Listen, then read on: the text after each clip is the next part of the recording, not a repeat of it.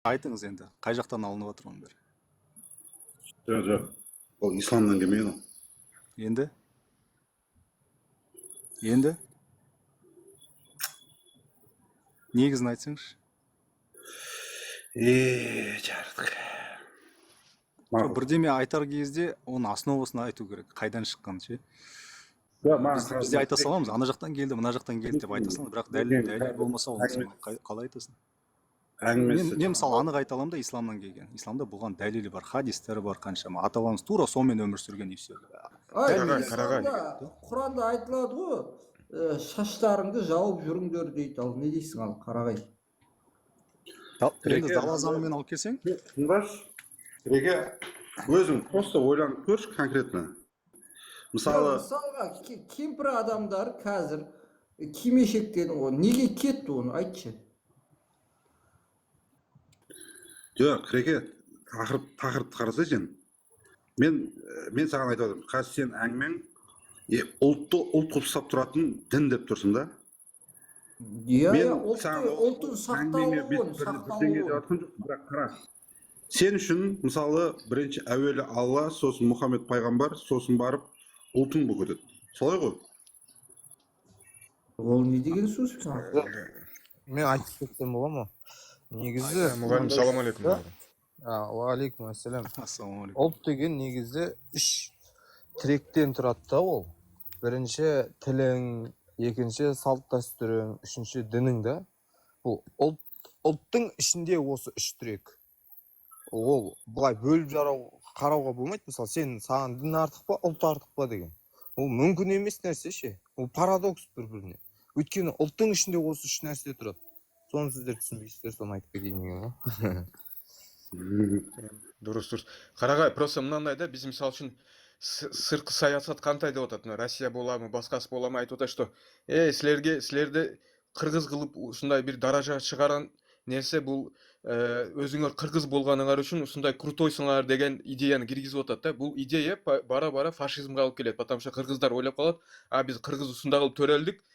Қырғыздар, значит, крутой екен, значит, қырғыз болған, любой қырғыз бірінші местеде тұрады екен, значит, улуттық неде деп, оша идеяға кетіп қалады, ал дұрыс емес. Қырғыз осында сақтап қалған несі Құдайдың принциптері. Құдайдың бізді жаратушы принципін қармамай тұрған болса, любой нация деградацияға ұшырап кетеді. Брат.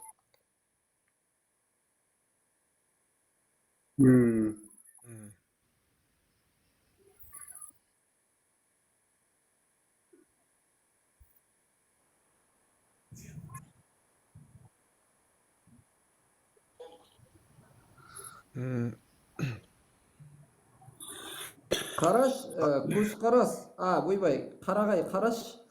Мысалға, сен Северный Кореяны алайық та, діні жоқ, бірақ ол адамдарды күштеп заңмен ұстап отыр да, күштеп ұстап отыр да оның. Дінсіз бірақ олар ше.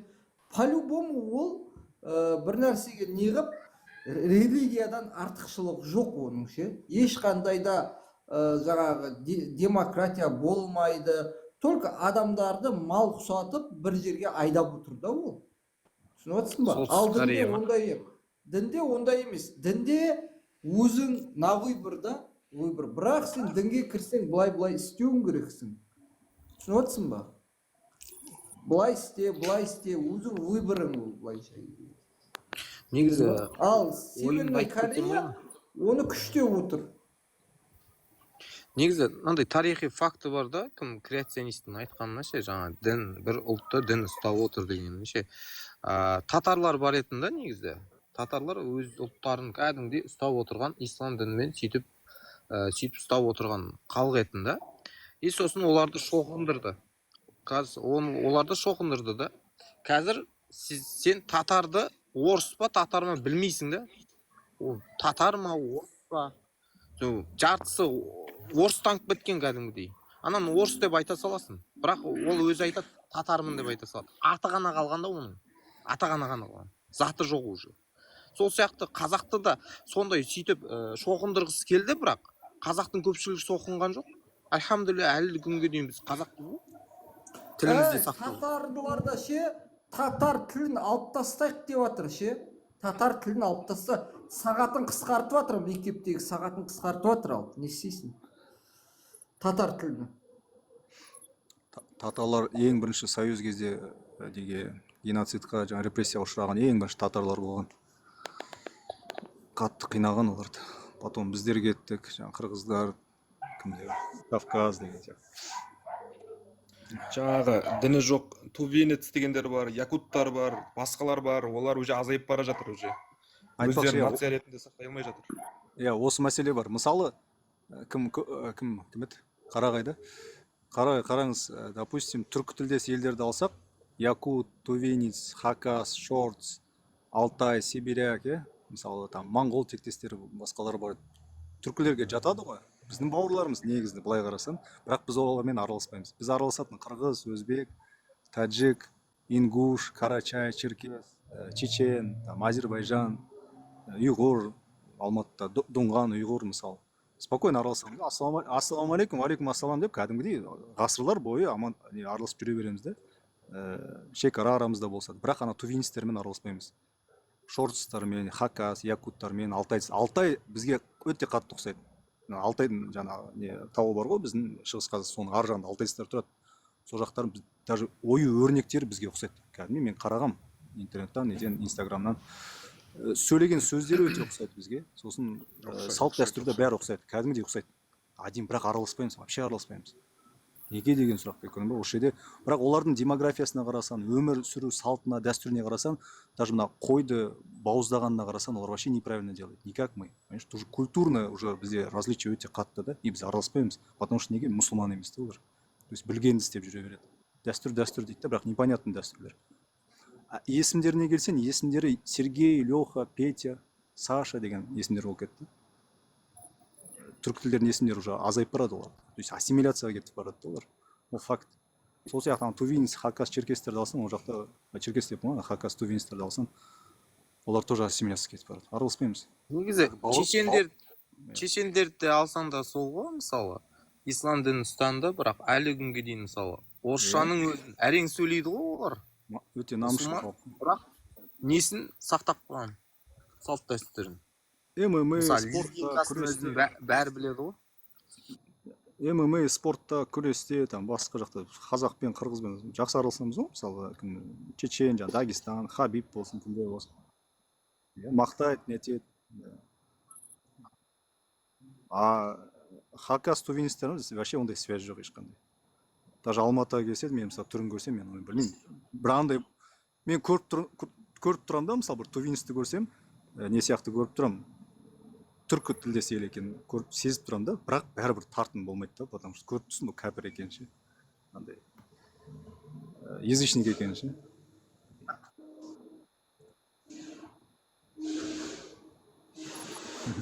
Ұстаным бүйтіп ондай дінге, ондай ештеңе жоқ. Вообще ешқандай. Сіз сонда коммунизм адамы болып тұрсыз ғой да, примерно сол жақтан өскенсіз. Жас екен, қарағай, бізден жас екен. Жас? Жасы 30-да екен жасы. Біз кішіне плюс-минус бізбен жасты ғой. 85-те, сен қаншасың? 90 ар жоқ бер жол. 30-35. Қоңырат. Жиенбеті. Оңтүстік па, Шығыс Қазақстан ба? Оңтүстік.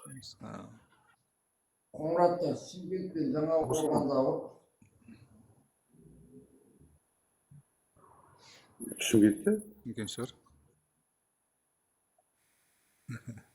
Мұсылмандар ғой. Жанарда Шымкенттен шыққан ба? Академикте Шымкенттен шыққан.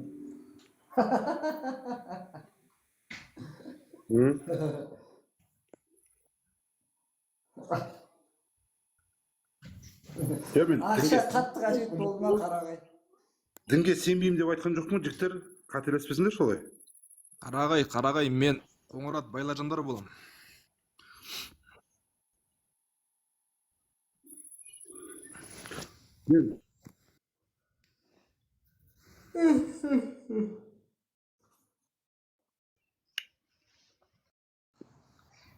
Просто түсінбей жүрген шығар до конца, может, содан. Ата Қарағай молодец, там боқтамайды, ислам динін боқтамайды, молодец. Я Мына Секен өзінің Қарағайға эфирінде түсіндіру жаман керек. боқтағыш дейді ғой бұл. Боқтайды ғой өзінің Қытырлап эфирінде. боқтап шығарып жібереді дейді ғой. Қой. Иә, кеше сенің эфирінде отқан бала айтты ғой. Сөйлетпейді дейді. Мынандай тағы бір мысал айтайын. Кім Қарағай мысал ЛС көке айтты, ЛС көке айтты деймін соны. Қарағай мысал тағы бір мысал, допустим, қазіргі таңда ЛС мына көкені шақырыңдар, сол айтты деймін. славяндар бар ғой. Қарағай естіп тұрсыз ғой. иә естіп жүрмін. Қазіргі славяндар, орыстар, украиндар өте жақсы ислам қабылдап жатыр кәдімгідей. YouTube каналдар көріп жатқан шығарсыз. Жалпы осы стримда, TikTokта қаншама орыстар, өзім куәгер болдым. Шахадасын айтып, неме ислам қабылдап жатқан. 5 шагов кімдердің эфирінше. Олардың өзі таң қалып жатыр да, бұндай таза дін екенін. Европа деген вообще кетіп жатыр кәдімгі. Күннен күнге почти апта сайын ислам қабылдап жатыр қазір. Әсіресе мына Палестинаны қолдап жатыр ғой, енді олар исламда болмаса да бәрібір чисто андай адамгершілікпен қолдап жатыр ислам. Палестинаға таң қалып жатыр да. Ой. Тазалықты, ақиқатты исламнан көріп жатыр да, Құран оқи бастап жатыр. Европейстер, француздар, итальяндықтар өте көп. Енді көріңіздер, бұл даже ұлтқа қарамайды ислам. Ислам бүкіл адамзатқа түскен не ғой? Құдайдың діні ғой. Адамзатты біріктіретін не ғой? Қарағай, сен әлі неғылмаған шығарсың, ертең бір өзіңе бір ой келеді, любой адам бір определенный бір жасына келгенде ой келеді, мына өмірден шаршап кетесің ғой. Кәдімгідей ой келеді, сол кезде өзіңде ойланасың. Кіреке былай ғой, фитрат бар ғой, фитратты алдай алмайды ғой адам бәрібір. Қалай миы қандай промывка мозгов болса да, бәрібір фитратын алдай алмайды, бәрібір исламға тартады да. Байқайсың ба? Уақыт келеді, жасы келеді, түсіне бастайды да, бәрібір фитратын алдай алмайды. Фитратта бізде бар ғой, бір құдайға сенім ше. Жалпы шындықты қалау. Мындай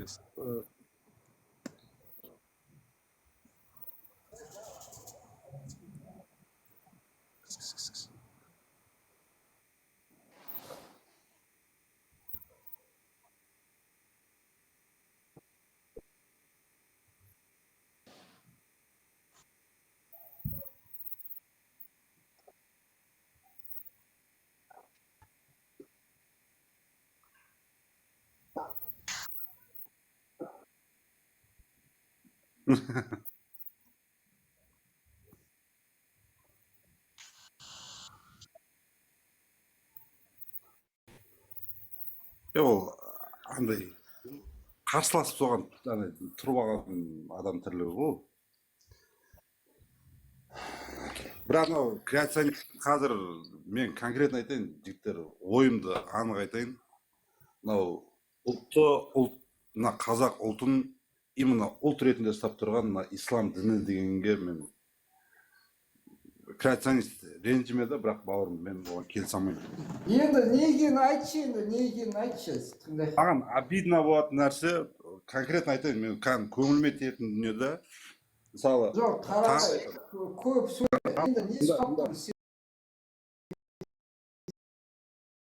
айтшы. ау, фанатизм ол қалайсыңда?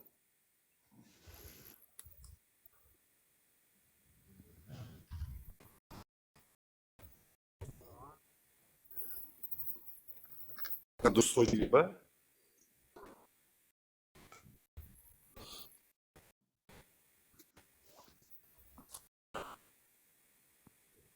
Мен 1900 жылдан бастап біздің ұлт екі рет ашаршылық, екі рет әлем соғысын, кейін қаншама қана қуғын сүргінді көрді. Мысалы, алаштықтардың қанша өзің ойлан, 25 мыңға жуық адам. Тоқта. Жоқ, 25 мыңға жуық адам ату жазасына кесілді. 2,5 миллион қазақ. 25 мыңға жуық зиялы қауым. Жаңа ұлт нелері ғой, жанашырлары олар. 25 мың. Жоқ, сен ендіше соның бәрін істеген кім деп ойлайсың дағы? Жоқ, мен Дінсіз саған соның бәрін істеген. креационист. Креационист. Қара. Акансак Мен тыңдашы мені. тыңдасай Бірақ қарағай сен Мен ше анау жаңағы не дейтін еді буынсыз жерге пышақ ұрады дейді ғой, сөйтіп тұрсың ғой сен. Бак, не айтып не болған өй деп отырсың ба? буынсыз жерге пышақ ұрып деген қалайсың да? Қой сойғанда ана буынды жерінен сояды ғой, білесің ба? Чтоб тез кесіліп алыну үшін ше. Сен анау сүйектің үстінен тығып кесіп атсың да, сүйекті кесіп атсың да сен. Түсініп атсың ба? Сен өзі қазақтың сөзін де білмей дегенсің ғой мынандай. Көркем сөз. Білсең айтсайшы нахуй, конкретно неме анау мынау деп на. Айтсай конкретно нахуй.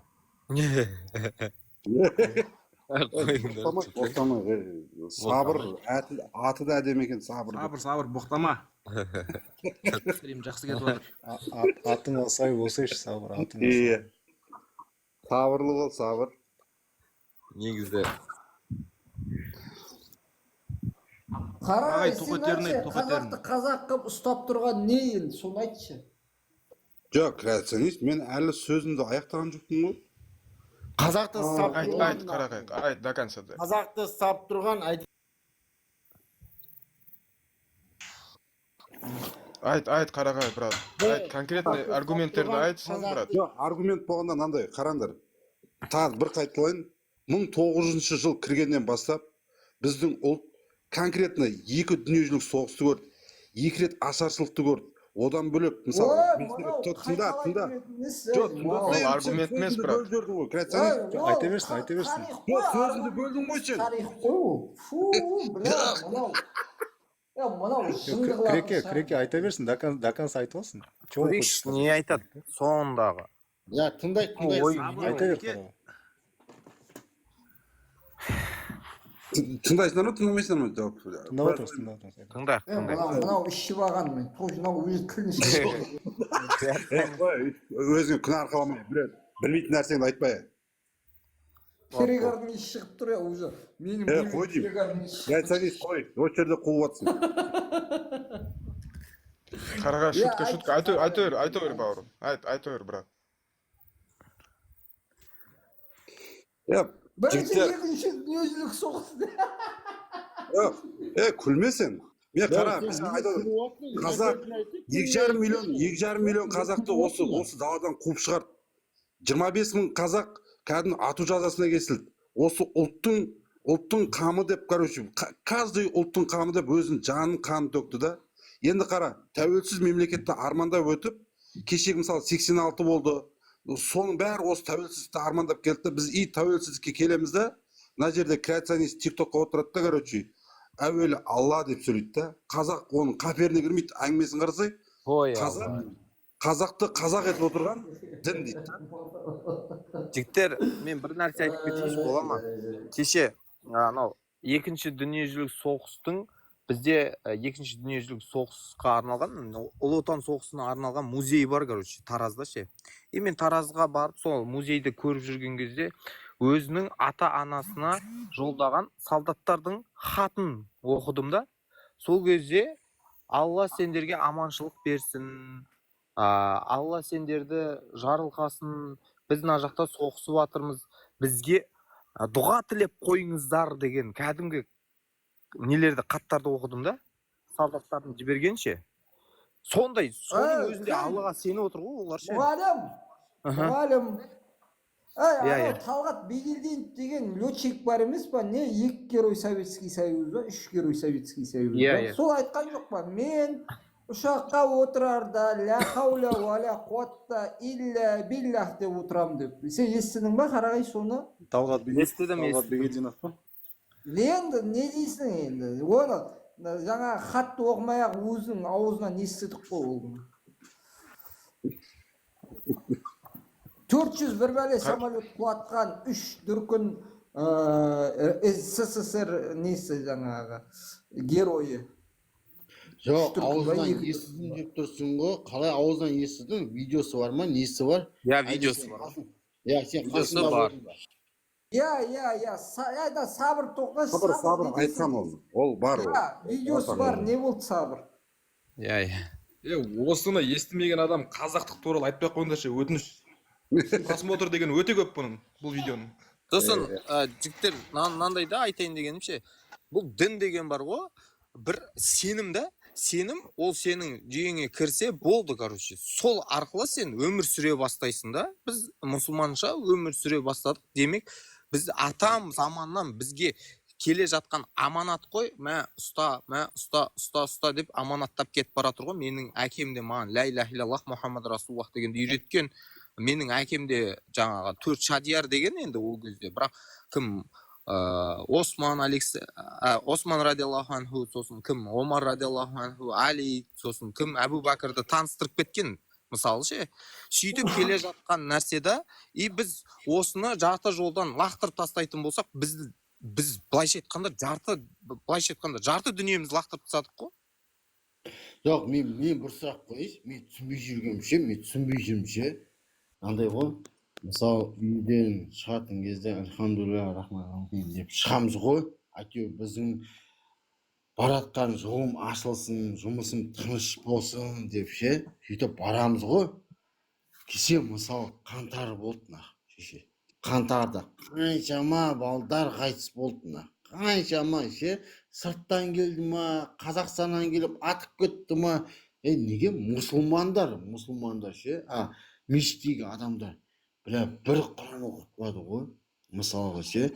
Менің таныстарым мысалы 20 адам қайтыс болды. Мен мысалы мен шываған деп айтса енді шываған деп түсінбедім.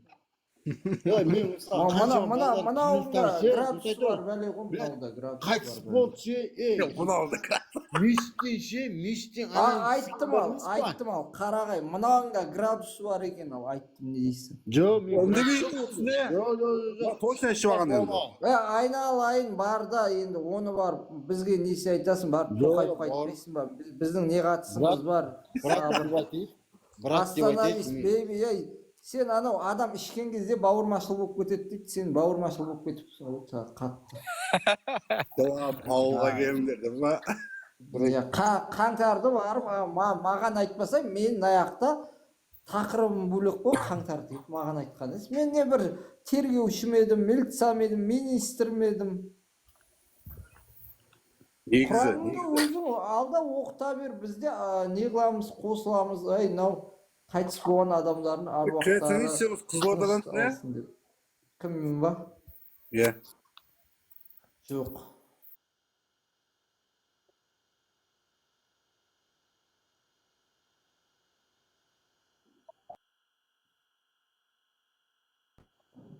Талғат Бигелдиновтың жаңағы шешесі айтып кеткен екен да, баласына үйреткен екен да, шешесі ше. Анасы, бұлай айт, сен бүйтіп жүр деп ше.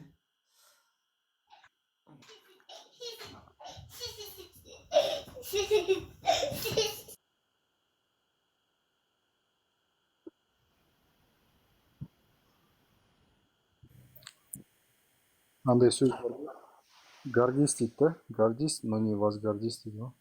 Яғни ұлтыңмен мақтанып тұт, ата бабаларың үлкен тарих бізде бар. Тарих кеше жазылған жоқ, қанша 500 бәленбай жыл болды мысалы. Оны мақтан дейді да, мақтан, бірақ чересчур кетіп қалма дейді да, андай возгордись дейді ғой. Басқалардан мен жоғарымын, қазақтан ешкім асалмайды, ана мына бла бла бла деп. Ондайға барма деген. Ол уже надандыққа алып келеді адам ше, нацизм мәселесі. Нацизм всегда тарихты, любой тарихты алсақ, нацизм түбі жаманға алып келген, түбі құруды. Жаңағы Гитлерді алсақ, нацистерді кімдер болды? Басқа да нелер болды тарихта. Бәрі құруды ғой негізі. Қазір сионистер мына Палестина геноцид жасайды. Бүкіл әлем қарсы болады енді сионистер. Фидель Кастро. Фидель Кастро кімдер? Бәрі минусқа кетті ғой бәрі. Қазір мысалы сионистер геноцид жасап отыр, енді бүкіл әлем, Европа, Америка бәрі сионизмге қарсы болып отыр. Бұл бір күні құлайды яхудилер по-любому. Орда енді жесткий нацизм.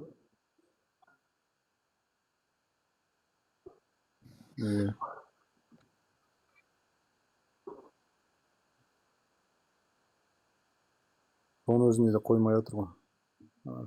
Шайтан яху. кеше ана кімдер Италиядан кімдер шықты ғой, ана Черное море бар ғой, Газамен, сектор Газамен, Италия жаңағы Дания нелерді қосып жатқан өзен, көл бар ғой, море. Сол арқылы Газаға, короче, 15 числода уже Газаға бәріміз Газаға аттанайық деп жатыр. Мынандай болмайды уже дейді. 60 мың адам уже кетті полный бомбежканың арасында уже. Әйелмен қанша бала шаға деп. Европаның бәрі қазір шулап жатыр да. Уже бәленбай миллиондаған митинг болып жатыр ғой. Япония, Корея көріп жатқан шығарсыздар. Бізге көрсетпейді ғой біздің телеарналардан. Соларды көріп жатсаңыздар, кеше осы 4 күн болды. Яхтаға отырып, корабльге отырып, гуманитарный помощь болып жаңағы Игра престоловтағы актер бар ғой, соның өзі шықты. Газаға кеттім мен деп.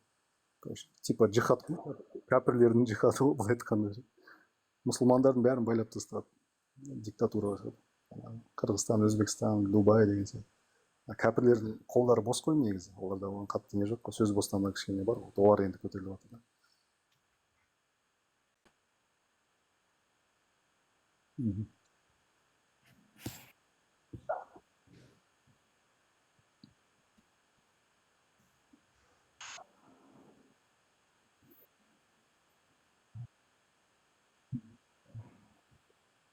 Қазан жарылқады ғой, ана перизат кім еді сол?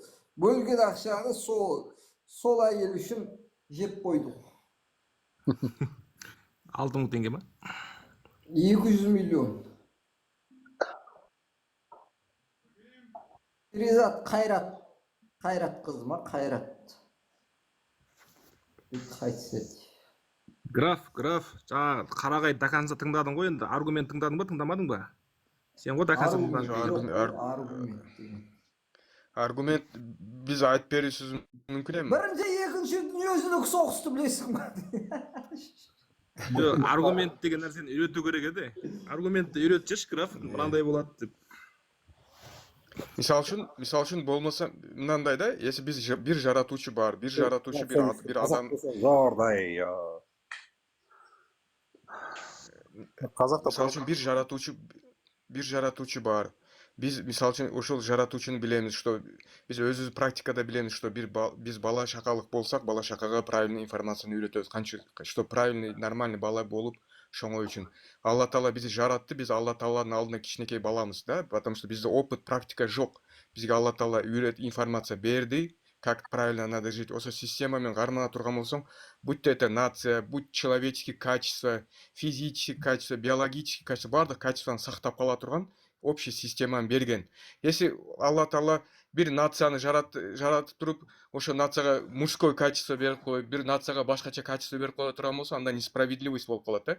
Алла Таала адамды жаратты, общий системаны берди, ошо системаны кармана турган болсо, адам любой качествоны приобретать этет, да? Мужской качествоны приобретать этет, башка качествоны приобретать этет.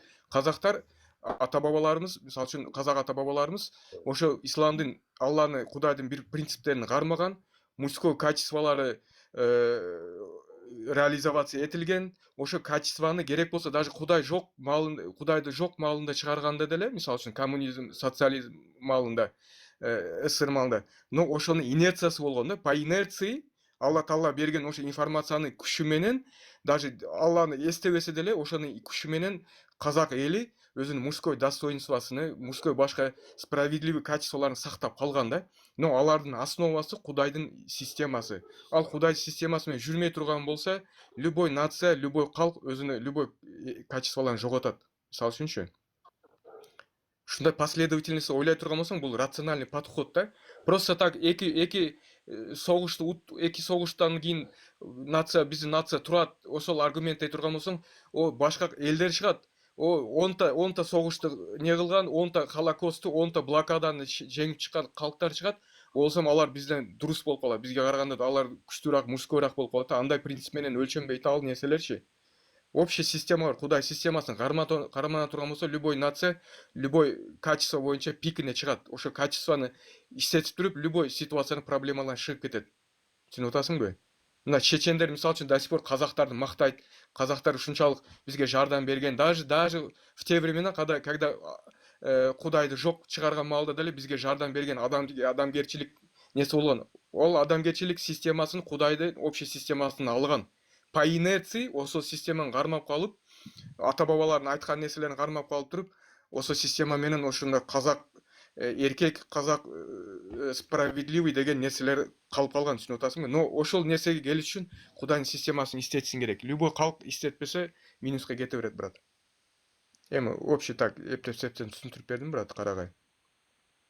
Болмаса бир казакты мужской кылып жаратып койгон болсо башка эл чыгат да айтат, неге ал фашистский идеяны тыгып атасың деп. Биздин эл 20-та согустарды, 20-та воюндарды көргөн, биздики анда сеникине крутой экен деп иррациональный подход менен алар чыгып ала берет, түшүнүп атасыңбы? Ал подход иррациональный болуп калат. Бир нацияны көтөрүш үчүнчү.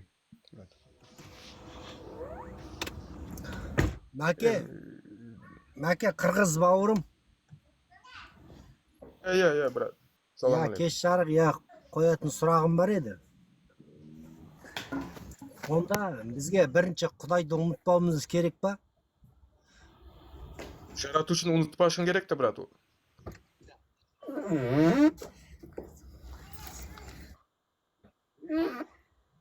Армысың бауырым, армысың.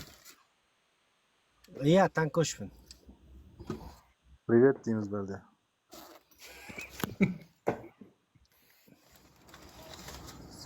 Давай философия жайлы сөйлесеміз ба? Қалай сөйлесеміз? Біреуміз сұхбаттасайық. Жақсылап тұрып. Я, ұрсыз, талассыз. Сұрақтарың болса қой. Жаңа қырғыз жігітке қойып отыр едім сұрағымды. Жақсы өмір сүршін, Құдайды еске алып отырамыз ба деп. Ассалаумағалейкум жігіттер. Егер де Құдайды еске алып отырсақ, онда бізге Құдайдан бір завод па бірдеңе сұрап тұрып еді ғой. Сен